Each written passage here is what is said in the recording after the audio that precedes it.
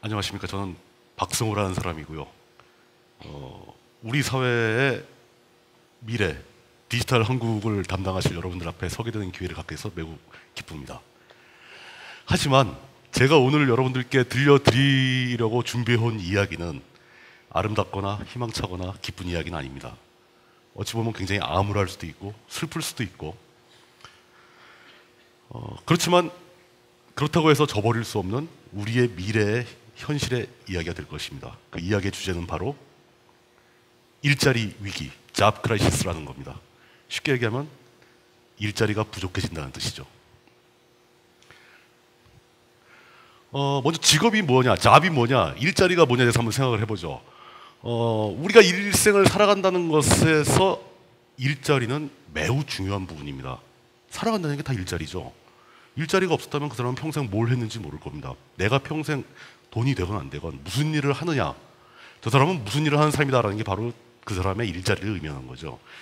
그렇게 중요한 일자리이기 때문에 많은 사람들은 직업이 자아를 실현하는 것이다, 꿈을 이루어가는 과정이다, 뭐 이런 식으로 표현을 하곤 합니다. 뭐 아름다운 이야기들이죠. 그렇지만 더 중요한 것은 우리가 어떤 사회에 나가서 어떤 일자리를 잡을 것이냐라는 점입니다. 딱 세 가지 기준을 들 수 있겠죠. 내가 무엇을 잘하는가, 또 내가 무엇을 좋아하는가, 세 번째는 그것을 해서 내가 살아가는 데 필요한 돈을 벌 수 있는가. 이 세 가지 기준입니다. 우리가 나중에 갖게 될 직업, 일자리 중에서 이 세 가지 기준을 모두 만족시키는 일자리를 갖게 된다는 것은 대단한 행운일 거예요. 평생을 자신이 잘하고 좋아하는 일을 하는데 그걸로 돈까지 많이 번다. 이건 뭐 더 이상 바랄 게 없는 삶이죠.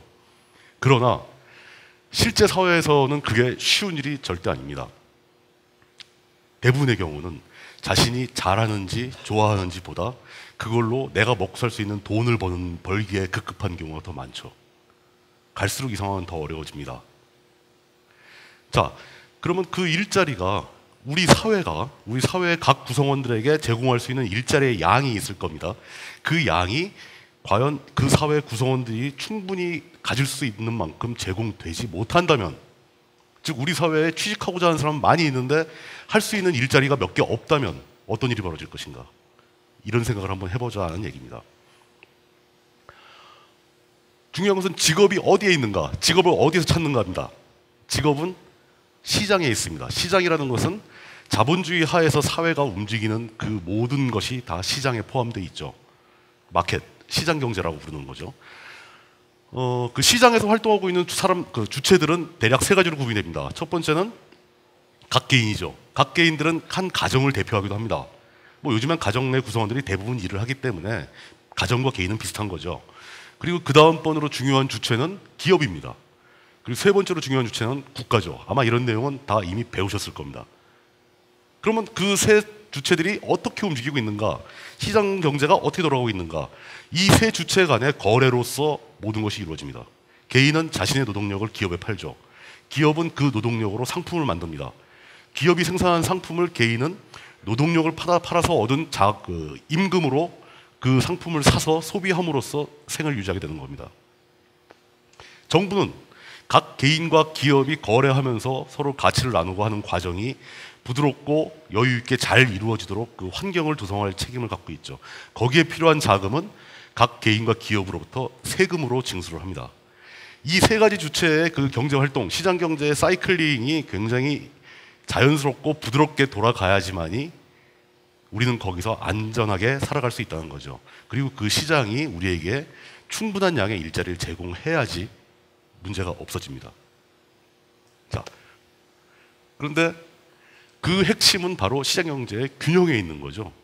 일자리가 너무 많아도 문제입니다. 즉 기업이 물건을 많이 만들고 싶어 사람을 많이 필요로 하는데 실제로 일할 사람이 부족하다. 이거 일자리가 넘쳐나는 경우죠. 이래도 시장의 균형은 깨집니다.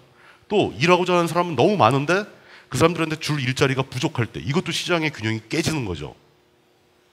시장의 균형이 깨지기 시작하면은 골치 아픈 문제가 발생합니다. 시장의 균형이 깨지면은 특히 요즘에 우리가 걱정하는 쪽으로 일자리가 부족해지는 쪽으로 깨지게 될 경우에는 굉장히 심각한 사회 문제가 발생을 하죠. 이렇게 되면은 전체적인 시장 경제의 순환 구조가 모두 붕괴할 우려가 있습니다. 즉 자본주의 시스템이 무너질 우려가 있어요. 자본주의는 굉장히 오래된 사회 구조입니다. 그리고 인류가 만들어낸 모든 사회 구조 중에서 어찌 보면 가장 훌륭하고 가장 안정되어 있는 구조라고 볼 수 있죠. 그렇지만 그 자본주의도 최근 근래 한 100여 년 사이에 벌써 두어 차례 이상의 심각한 위기 상황을 맞았었습니다. 첫 번째는 산업혁명 당시였죠. 영국에서 벌어진 산업혁명이 기술이 급속히 발전하면서 공장이 돌아가기 시작하고 전기기관이 도입되면서 자본주의가 순간적으로 폭발적으로 발전했습니다. 그때 어떤 일이 벌어졌냐? 공장들에선 굉장히 많은 양의 노동력이 필요했죠. 많은 노동자가 필요했습니다. 그러나 당시까지만 해도 노동에 대한 규제, 노동자에 대한 보호 이런 개념이 하나도 없었어요. 그러다 보니까 어떤 일이 벌어졌는가? 심지어 7살, 8살 먹은 아이들까지 공장에 가서 하루 종일 15시간, 20시간씩 일을 했어야 됩니다. 그럼 그 아이들은 제대로 성장하기 힘들죠. 그러면서 그 노동자들 전체가 굉장히 비참한 상황에 빠지게 됩니다. 이게 바로 19세기 말 20세기 초 막 이럴 때 영국에서 벌어졌던 일이거든요. 이 과정을 지켜보고 그 유명한 마르크스라는 사람은 이렇게 엉망인 걸 보니까 자본주의는 자체적인 모순에서 금방 무너질 것이다. 무너지고 나서 인류는 사회주의를 거쳐 공산주의로 발전하게 된다. 라고 호언장담을 했지만 그 사람의 예언대로 역사가 흘러가지는 않았습니다. 실제 역사에선 자본주의를 지지하는 사람들이 대안을 찾아낸 거죠. 노동자를 보호하기 시작했고 노동자의 권리를 인정하기 시작했습니다. 그때 나온 개념들이 지금도 우리 사회에서 노동자의 권리를 얘기할 때 흔히 얘기되는 노동 3권, 단결권, 단체 교섭권, 단체 행동권 이런 권리를 노동자에게 부여함으로써 이들이 기업, 즉 자본과와 대등한 관계에서 노동계약을 맺을 수 있도록 보호하면서 자본주의는 다시 안정을 찾았습니다. 그러다가 몇십 년 지나지 않아서 또 위기가 다가왔습니다. 이번에는 기업들이 상품을 너무 많이 만들어낸 거예요. 기술이 발전하면서 벌어진 일입니다. 그러다 보니까 상품이 안 팔리죠. 그럼 기업은 수익이 줍니다. 기업이 수익이 줄면 경영이 악화되고 경영이 악화되면 노동자를 해고하게 되죠. 그러니까 사람들이 해고를 당하기 시작한 거예요. 문제는 어디에 있느냐? 한번 해고를 당하면은 해고를 당한 사람들은 수입이 없기 때문에 상품을 살 수가 없죠. 그러면 기업의 상황이 더 악화된다는 겁니다.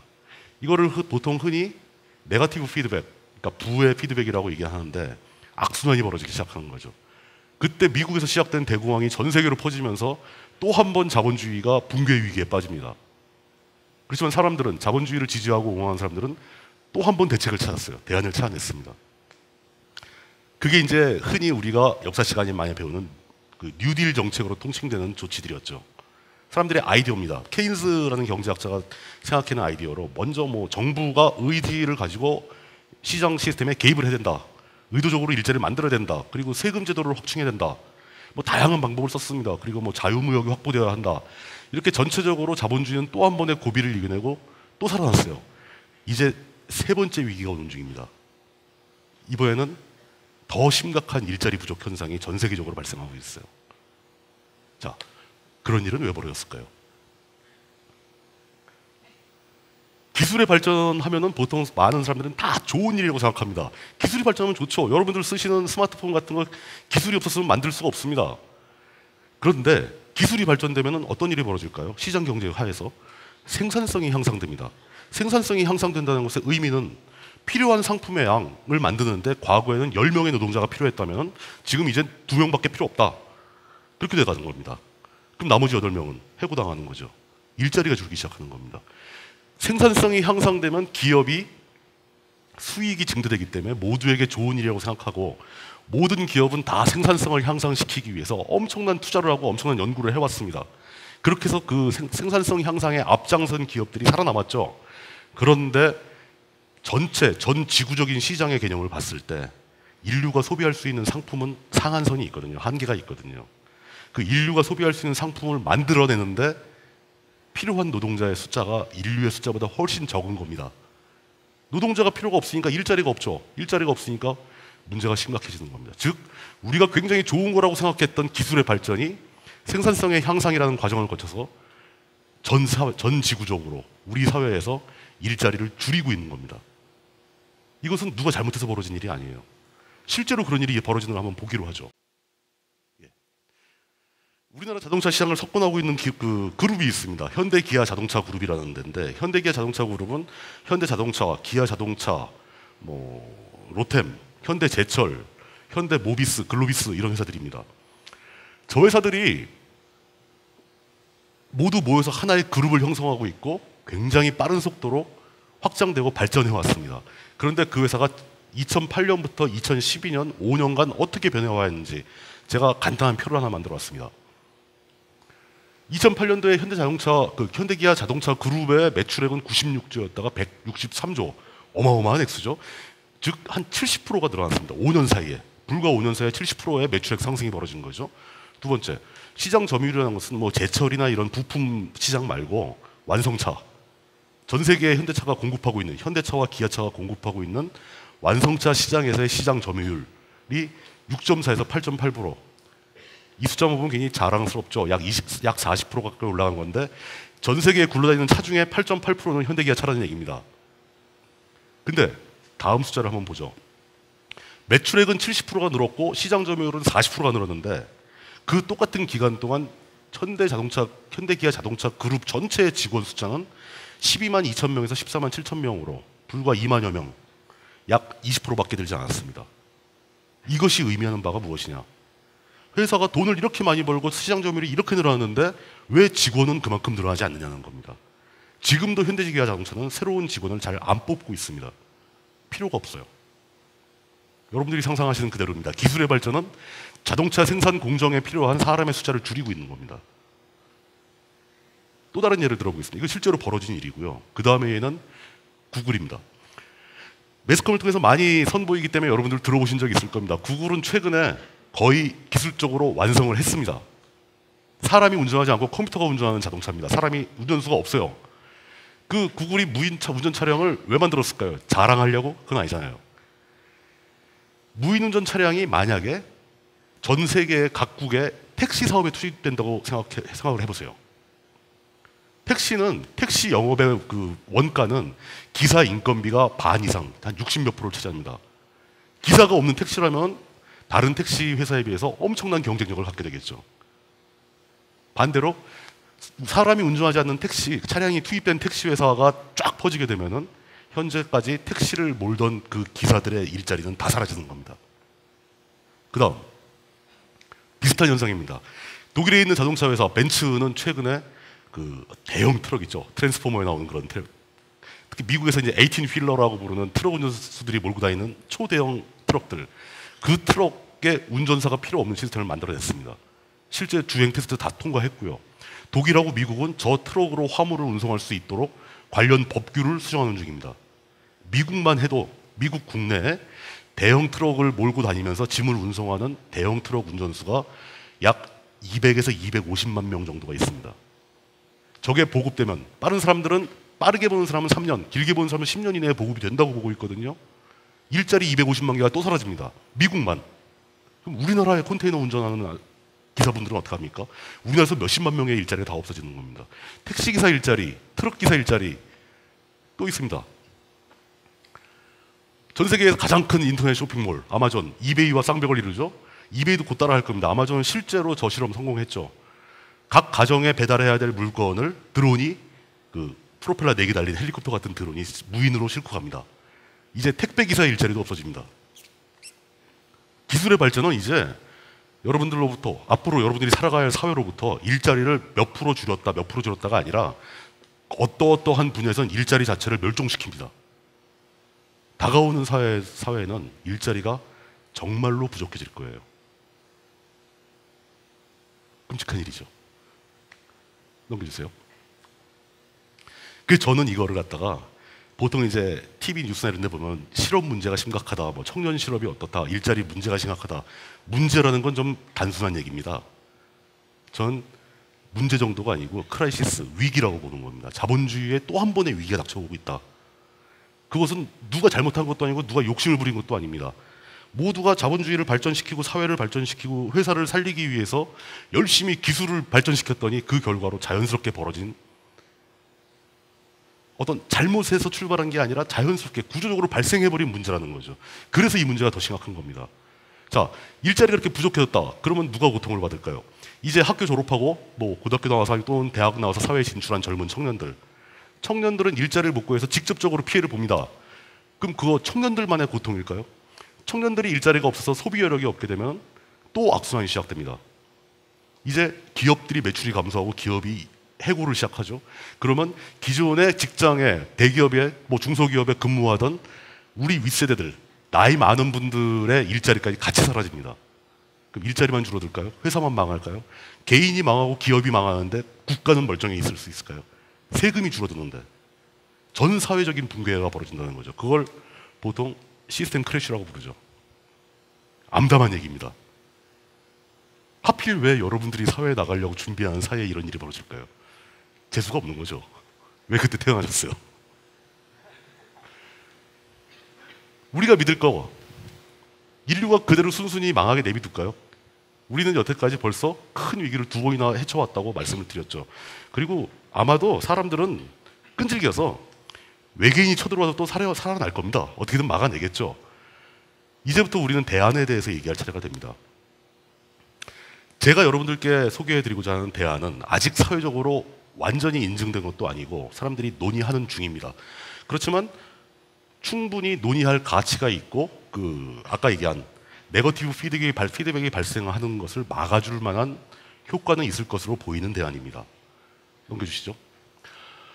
그러니까 잡 크라이시스를 문제를 해결할 수 있는 솔루션, 바로 그것은 좀 듣기에 생소하실지 모르겠지만 기본소득이라는 겁니다. 영어로 이제 베이직 인컴이라는 건데, 기본소득의 최초 개념은 굉장히 단순합니다. 그냥 일을 하건 말건, 남자건 여자건 뭐 아이건 어른이건 갓 태어난 1살짜리 아이건 애기건 90살 먹은 노인이건 모든 국민에게 정부가 일정한 금액을 매달 아무 조건 없이 그냥 주자는 겁니다. 그 주는 액수를 기본소득이라고 부릅니다. 베이직 인컴이라고 부릅니다. 이게 말이 안 되는 얘기죠. 왜 돈을 주느냐? 일도 안 했는데 무슨 대가도 없이 돈을 왜 주는가? 근데 사실 이 얘기는 그 기원을 찾자면 굉장히 많이 거슬러 올라가야 됩니다. 한 200년 정도 전부터 철학자들은 이런 비슷한 얘기를 했어요. 무슨 얘기냐면 한 국가는 그 국가를 구성하고 있는 구성원들, 즉 국민들이죠. 국민들이 생존할 수 있도록 보장해 줄 의무가 있다. 그러니까 국민들이 최소한도 살 수는 있을 정도로 막아줘야 된다. 국가의 의무죠. 이건 철학적으로 당연히 지극히 옳은 말이고 국가가 그걸 못한다면 국가가 붕괴하겠죠. 그렇기 때문에 국가가 각 개인의 생존을 책임질 필요가 있다라는 전제가 철학적으로 입증이 되는 겁니다. 그 의견이 몇백 년 흘러서 어떤 형식으로 나타났는가? 현실 세계, 여러분들은 아직 잘 모르시겠지만 정치적으로 이게 굉장히 논쟁적인 문제죠. 정부가 국민들한테 돈을 그냥 준다는 것은 흔한 말로 좌빨적 아이디어입니다. 그러나 이것은 최초의 아이디어는 전혀 생각과는 반대로, 그러니까 우파 경제학자의 거두로 역사적으로 굉장히 유명한 밀턴 프리드먼이라는 사람의 아이디어로 떠오릅니다. 밀턴 프리드먼은 어떤 식으로 얘기를 했냐면은 세금, 모든 사람이 소득을 올리면 국가에 세금을 내야 됩니다. 그 세금을 걷는 선을 긋자. 선을 어디에 긋는가? 그 사람이 최소한도로 생존할 수 있는 수준의 금액에 선을 긋자. 예를 들어 볼게요. 우리나라 같으면 연간 1,000만 원 정도, 한 달에 100만 원이 좀 안 되는 돈이니까 연간 1,000만 원의 선을 그어버리자는 겁니다. 선을 그어서 어떻게 하느냐? 1,000만 원을 못 버는 사람들, 그러니까 연간 소득이 500만 원, 700만 원 이런 사람들은 세금을 안 걷는 거냐? 그 정도가 아니고, 어떤 사람이 돈을 1년 동안 700만 원밖에 못 벌었다. 그러면 기준선이 1,000만 원이니까 정부가 나머지 300만 원을 채워주자. 300만 원을 주자는 겁니다, 그 사람한테. 500만 원밖에 못 번 사람은 500만 원을 주고, 하나도 못 번 사람은 1,000만 원을 주고, 그래서 모든 사람이 1,000만 원의 소득을 갖게 만들어주자는 거죠. 그리고 그 돈을 어디서 오느냐? 1,000만 원 이상 번 사람들한테 세금을 받아오자. 이건 뭐냐?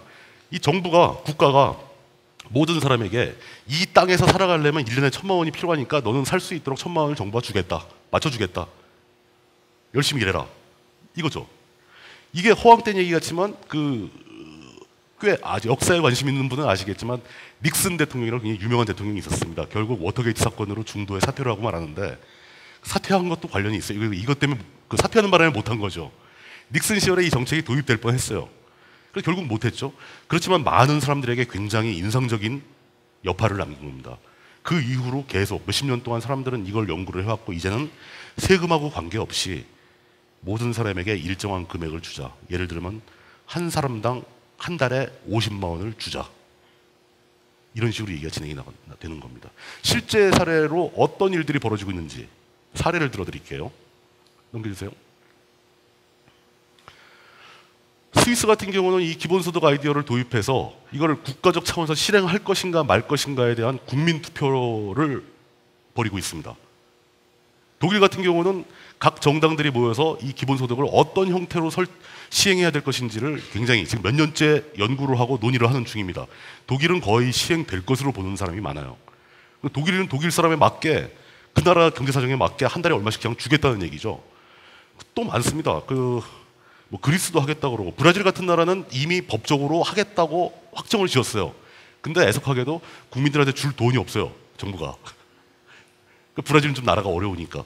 그 밖에도 뭐 국가 차원은 아니지만 알래스카 같은 데서 어떤 식으로 시행을 하고 있는가. 알래스카 주 정부가 소유한 유전들이 있고 그 유전에서 나온 수익금이 쌓일 겁니다. 그 수익금을 매년 연말에 정산을 해서 알래스카 주 내부에 1년 이상 거주한 모든 사람, 내국인 외국인 가리지 않고 알래스카에 1년 이상 산 사람 모든 사람에게 n분의 1로 나눠줍니다. 그 돈이 많을 때는 뭐 한 연간 몇백만 원 이렇게 됩니다.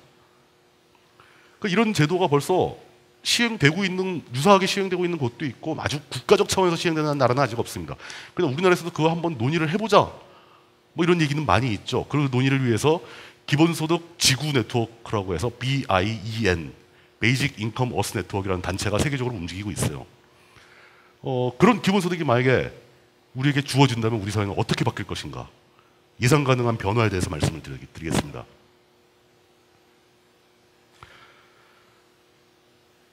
이게 많은 분들한테 이 얘기를 처음 드리면 맨 처음 반응은 그겁니다. 왜 일도 안 하는데 돈을 주느냐? 노동의 개념이 붕괴된다. 맞죠? 일하면 돈 주면 안 되는 거죠. 그렇지만 우리는 지금 자본주의 시스템, 시장 경제가 붕괴할지도 모르는 것에 대한 대안으로 얘기하고 있지 않습니까? 지금 노동의 개념 같은 거는 잠깐 미뤄놔도 되지 않을까라고 생각을 해보는 거죠. 대신에 모든 사람에게 일정한 금액이 다 주어진다면 특히 소득이 부족한 생존이 위험한 사람들은 그 돈을 어디다 숨겨놓는 게 아니라 매달 다 써버리게 됩니다. 쓴다는 것은 결국 소비를 한다는 얘기죠. 소비가 늘어납니다. 소비가 늘어나면 기업들의 매출이 올라가죠.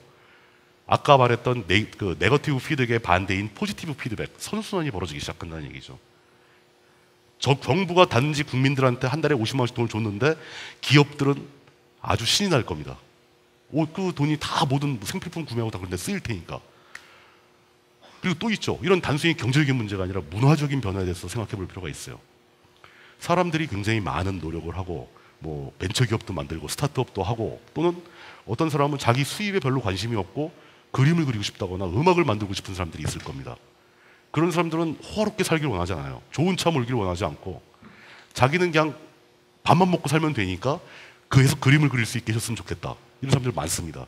그런 사람들이 자기 꿈을 구현할 수 있는 단계가 되는 거죠. 상당수의 많은 분들이 자기 꿈을 접고 생계를 위해서 원하지 않는 회사에 가서 일을 하고 있습니다. 그런 분들은 다 예술활동에 뛰어들 가능성이 많죠.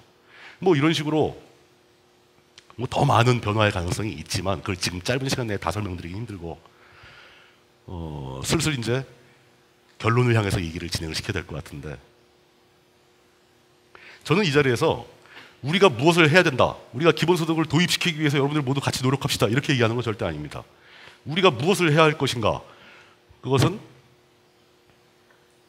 현재 일자리가 부족해지는 게 단기적인 경기 불황이나 아주 지엽적이고 누군가 잘못해서 벌어지는 문제가 아니라는 점.